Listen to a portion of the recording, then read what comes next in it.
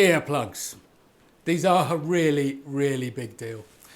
So when you're young, and some of you viewers out there are going to be young, you are of course invincible and life is not a problem and you are going to live forever and it's all going to be brilliant. And then your knees start to ache and everything else that comes along as you get to my age. But this is a really big one, because the thing about hearing loss is in my early days, I used to run a grinder all day and your ears are a bit ringing at the end, but it doesn't really matter. If you're really bothered, you might put a set of earphones on for a bit, but I did a lot of work without headphones, without ear protection. And I will ultimately pay for that, because your hearing still works at the time you do the damage, but it slowly degrades because of the damage that you did. So the damage you did 15 years ago that you didn't notice and it made no difference to you then at all will come back and haunt you. So you just have to believe that statement. Just believe it, because it's the way it is. Put your ear protection in, which you don't need now as a 22-year-old because your ears are fine and they'll just get over it. You think, but they won't. Wear your ear protection.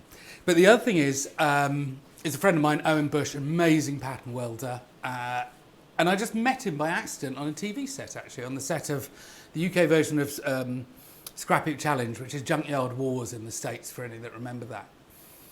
And it was a really funny little meeting because we're both knife makers, but we didn't know each other, and we hadn't worked on that aspect of Scrap Heap Challenge before in the engineering department. So we sat down, you can breathe again at the first tea break. It's like, what do you do? Oh, well, I make knives. And it's like, wow, so do I. Something in common. So anyway, met Owen Bush, and he always, every single day, all the time, wore earplugs. And I suppose I didn't ask him for quite a while why he wore earplugs rather than, what are they even called now?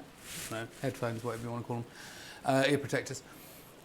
And it's because he did a lot of welding as well. And he'd had a friend who had been welding, bit of weld spatter, into the inner ear, found its way down to the canals and all that, lost his balance. It just mined out the inside of his ear. And that had happened to me 2 or 3 times as well, where you get, and it'll happen to you as well, you get weld spatter in your ear and you can hear it go around there. Didn't go deep in my case. But that story of Owen's was just immediately, right, earplugs in. And so I've worn them now for the last 20 years, all day, every day, anything. So I've got myself a battery drill here as well. Now, this happens to be a DeWalt one, rather obviously. I am not victimising DeWalt. Everybody is guilty of this. The simple thing is that when you measure decibels, you need a standard. So the standard that is usually given is decibels at 1 metre, something like that. We all know it, we can all work to it, it's all brilliant. So you read it and you go, decibels at 1 metre, it's 110 or whatever this is, I don't know, doesn't matter. But the point is it's not 1 metre, because you might use this on occasion like that. Great, brilliant. But actually a lot of the time what you're doing with this thing is that you are right here, you're pushing hard, you're driving so that the screwdriver bit doesn't slip, whatever it might be, but you're here. And suddenly your ear is actually only that far from the motor, from the noise generator. So that decibels at 1 metre, because it goes up as a logarithmic scale or whatever anyway, so the the end of the story is basically it is way louder at that point, and these things are particularly highly pitched as well. Horrible things for your ears. And so I even wear them when I'm doing things like screwdrivering, because it's there, you can hear it, you can feel it, and especially if your ears ever get itchy at the end of the day, then you know you've overdone it. So earbuds, you can get them in different kinds, different ways. They happen to be 3M, the ones I like, doesn't really matter.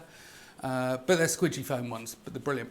So the last thing I'd like to say about these is I was on a job with Owen again, and we've been using earplugs now for years, and we're grown-up men. We know that you just squidge your earplug, you put it in your ear, brilliant, and it just expands, blocks your ear down. And a medic on set, he came up to us and said, "Hey boys, shall I just show you how to put your earplugs in?" And there's like myself and Owen. He's like, "Really? You really think we need to know that?"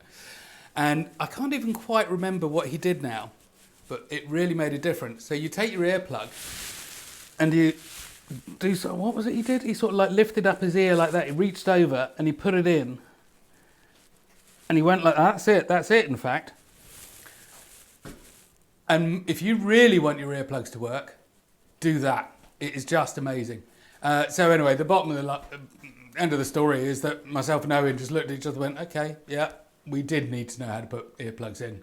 But we thought we were smarter than that. Anyway, so that's it. Earplugs, wear them all day, every day when you're doing this kind of stuff, and especially when you're young because you think you're invincible and it'll make no difference, and it really will. That was a long film about earplugs. Sorry about that. Anyway, bye.